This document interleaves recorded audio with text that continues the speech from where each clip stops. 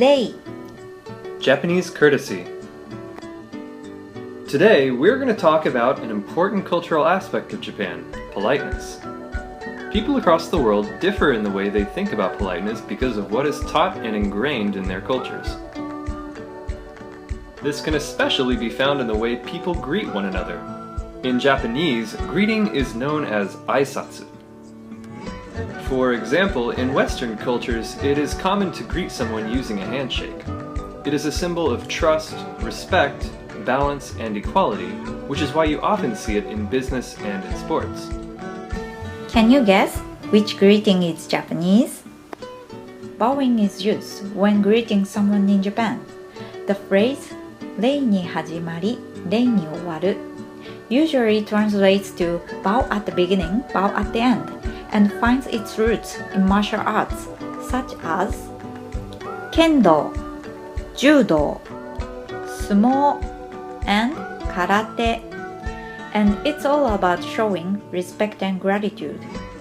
In these arts, when you face an opponent, you bow to show respect and equality for one another. Just like the handshake after a tennis match, it's a sign of good sportsmanship. If you've ever taken a martial art before, you were likely taught to bow before entering and exiting the dojo. In doing this, you're thanking the carpenters who built the dojo for their hard work, your sensei for maintaining the school and teaching you, and your peers for showing up to class and doing their best, and so on. Even at school, students bow to their teachers before and after every single class as a way of showing respect and gratitude.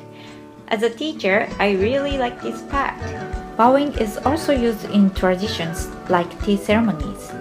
As you can see, bowing is found everywhere and is deeply embedded in Japanese society. But why do some cultures have handshakes while others have things like bowing? How did bowing originate and come to be known as a form of politeness? Well, let's take a step back a few hundred years and picture ourselves bowing in front of an armed samurai. At any moment, he could slice your head right off, but in showing your neck and leaving yourself vulnerable, you're showing that you trust that he won't. This show of respect is considered polite, and the samurai returns the favor. Similar to a handshake before a business meeting, it's basically a means of setting a foundation of trust. Alright, so let's take a breather and review for a moment. Rei essentially refers to the bowing in the context we've been talking about, and as we've seen, bowing is a means of showing politeness and thus respect. Basically, rei means courtesy, and it's one of the most important aspects of Japanese society and culture. So now that we know all about bowing, how do we actually do it properly? Now, here's a handy reference. Let's take a look at these from left to right. A simple lean and a head tilt might be used if you want to stop someone on the street to ask for directions. If you're meeting someone for the first time or apologizing for a light mistake, you might go a bit deeper.